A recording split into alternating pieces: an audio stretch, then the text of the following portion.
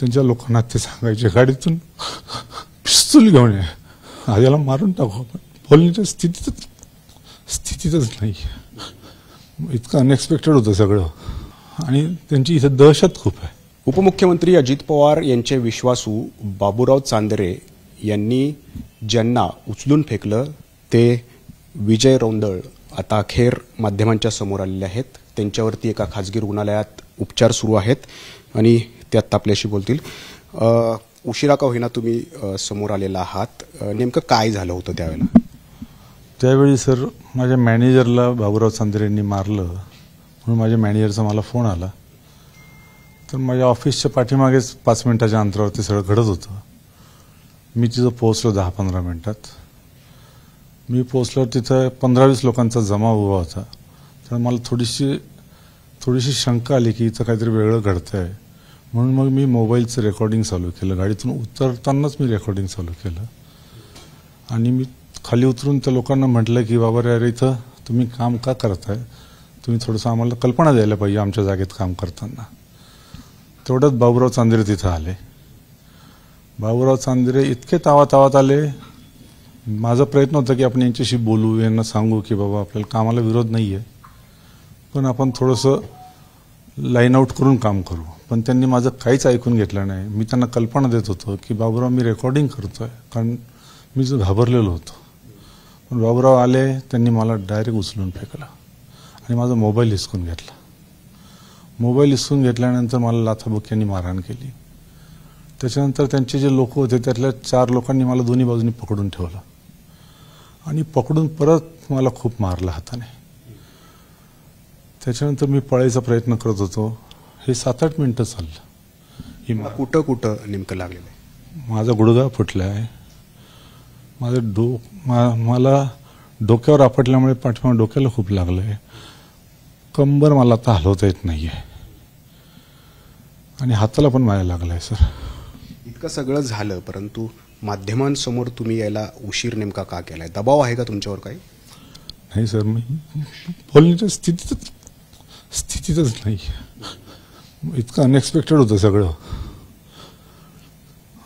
आणि त्यांची इथं दहशत खूप आहे.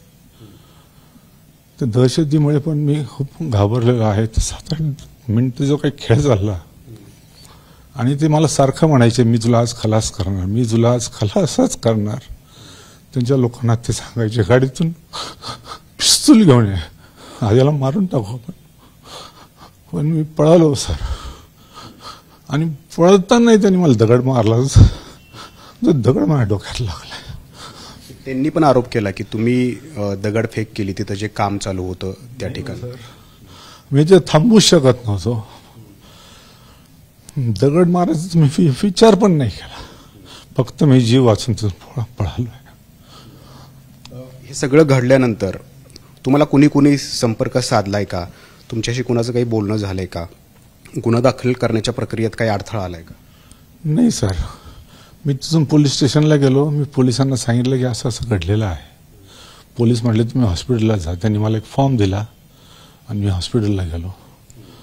हॉस्पिटलला मी पहिल्या लहान हॉस्पिटलला गेलो. त्यांनी मला तिथं प्रथमोपचार केले आणि त्यांनी सांगितलं की आमच्याकडे रूम शिल्लक नाही आहेत. मग आम्ही मणिपाल हॉस्पिटलला. इथं आल्यापासून कुणी तुम्हाला संपर्क साधलाय? तुम्हाला इथं कुणी येऊन भेटलंय का? नाही सर, मी कोणाशी बोलण्याच्या स्थितीत नाही, बोललेलो नाही. आता तुम्ही काय मागणी केली होती पोलिसांकडनं? पोलिसांनी काय आश्वासन दिलं होतं तुम्हाला? कुठला गुन्हा दाखल केला जाईल? नाही, मी पोलिसांना म्हटलं की यांच्या सगळ्या क्लिप बघा. यांनी मला जीवे मारण्याच्या खूप वेळा धमक्या दिल्या. ते सगळं आहे त्या रेकॉर्डिंगमध्ये. गुन्हा फक्त हाणामारीचा दाखल झालेला आहे. कुणाचाच प्रयत्न केला आणि जीवे मारून टाकणार म्हणूनच मी पोलिसांना म्हटलं होतं की तुम्ही त्यांच्यावर हाच गुन्हा दाखल करा. पण त्यांनी तो केलेला नाही असं मला समजतंय सर. हो, पोलिसांवरती दबाव आहे असं वाटतंय? येस, पोलिसांवर दबाव आहे. त्यातल्या एका अधिकाऱ्याने मला सांगितलं की आमच्या नोकरीचा प्रश्न आहे, त्यामुळे आम्ही सत्तेत जरी असलं तरी आमची नोकरी आणि आमच्या बदलीचा प्रश्न आहे. कुणाचा दबाव असू शकते असं वाटतंय तुम्हाला त्यांच्यावर? नाही सर, मला तसं काही वाटतच नाही कोणाचा दबाव असू शकतो. पोलीसच त्यांना वाचवत आहेत. नाही, हा गृहस्थ जो आहे याची इथं दहशत आहे आणि याचा एकट्याचाच दबाव असू शकतो. पोलीसच त्यांना वाचवत आहेत असं वाटतंय तुम्हाला? नाही, याचा दबाव आहे असं मला वाटतंय. पोलीस वाचवत आहे असं मी म्हणणार नाही, पण ते जे खुनाचा प्रयत्नाचं जे आहे ते पोलिसांनी नोंदवून घेतलं पाहिजे.